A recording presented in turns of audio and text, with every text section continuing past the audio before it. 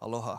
Have you ever driven around the islands and wondered where the name of the streets come from? Well, that's why we have our weekly Aloha Authentic to help share the mo'olelo behind our given names and share other mo'olelo of Hawaiian culture. This month, we've been answering you, the viewers' requests, and this week, we take our attention to the shores of Waikīkī.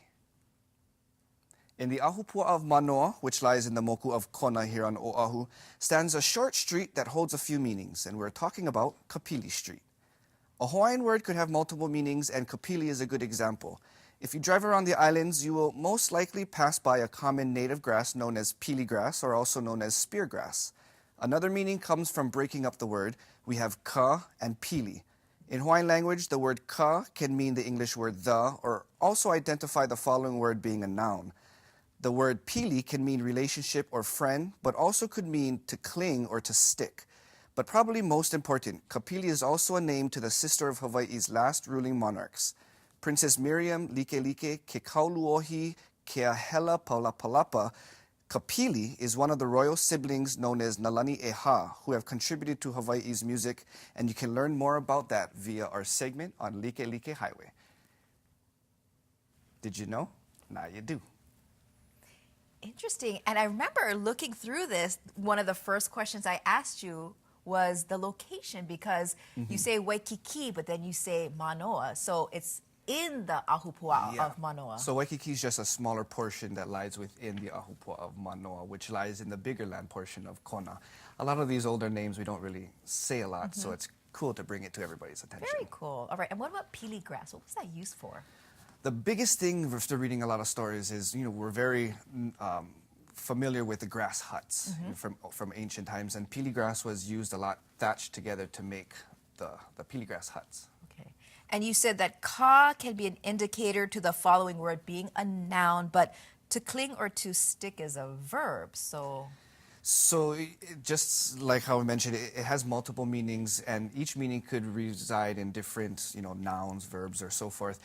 So in that sense, it's used as a verb, and a lot of times when we're speaking Hawaiian, we also add the word ho'o in front of a verb, which means to put it into action. So pili could just mean to cling onto, but if I say ho'opili, it's putting into action, to clinging onto. So if I talk about, myself, kamaka, maka could mean the eye.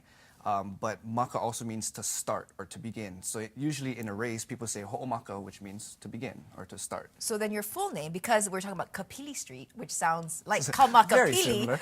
I didn't do this on purpose, I promise. So what does your name stand for then? Kamaka is short for a longer Hawaiian name, Kaunohiokala Kamaka Elohine. Okay. The word kamaka comes from, the whole name means the iris, dreamy eyes of the sun.